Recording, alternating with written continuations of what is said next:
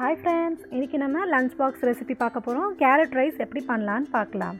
இப்போ carrot rice பண்றதுக்கு நான் ஒரு கடாய் எடுத்து வச்சிருக்கேன் கடாயில 2 ஸ்பூன்ஸ் அளவுக்கு ஆயில் ஆட் பண்ணிக்கிறேன் இப்போ ஆயில் நல்லா சூடாகட்டும் இப்போ அதில் ஒரு 1/2 ஸ்பூன் உளுத்தம் பருப்பு ஒரு 1/2 டீஸ்பூன் கடுகு அதோட ஒரு 1/4 டீஸ்பூன் அளவுக்கு சீரகம் இது எல்லாத்தையும் சேர்த்துக்கலாம் கடுகு உளுத்தம் பருப்பு நல்லா பொரியட்டும்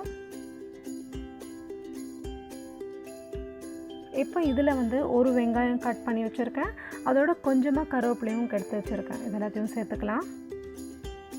இப்போ வெங்காயம் கருவேப்பிலை நல்லா வதக்கிடலாம்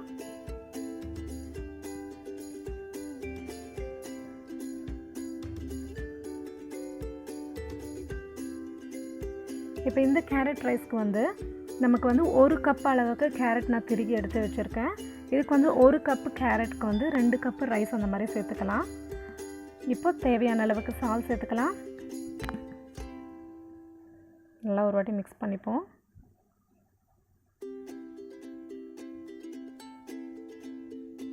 இப்போ நான் திருகி வச்சுருக்கேன் கேரட்டை இதில் ஆட் பண்ணிப்போம்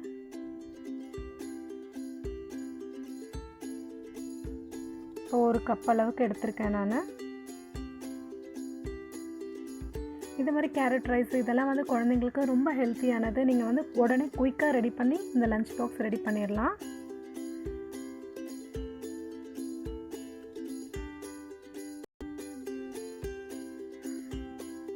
இப்போ இதுக்கு தேவையான அளவுக்கு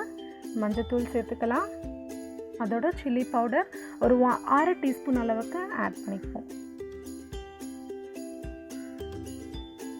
இப்போ இதில் வந்து ஒரு 1/4 டம்ளர் அளவுக்கு தண்ணி சேர்த்துக்கலாம் கேரட் வேகிற அளவுக்கு ரொம்பலாம் வேண்டாம் இப்போ இதை மிக்ஸ் பண்ணி தட்டு போட்டு க்ளோஸ் பண்ணி குக் பண்ணிப்போம் இப்போ கேரட் நல்லா குக் ஆகிடுச்சு அதில் இருக்க தண்ணி எல்லாமே நல்லா ட்ரை ஆகிடுச்சு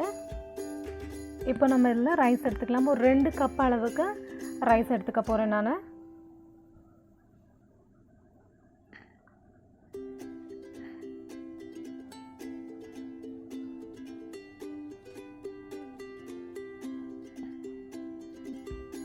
ரைஸ் போதும் இப்போ இதை நல்லா வந்து மிக்ஸ் பண்ணி விட்டுக்கலாம்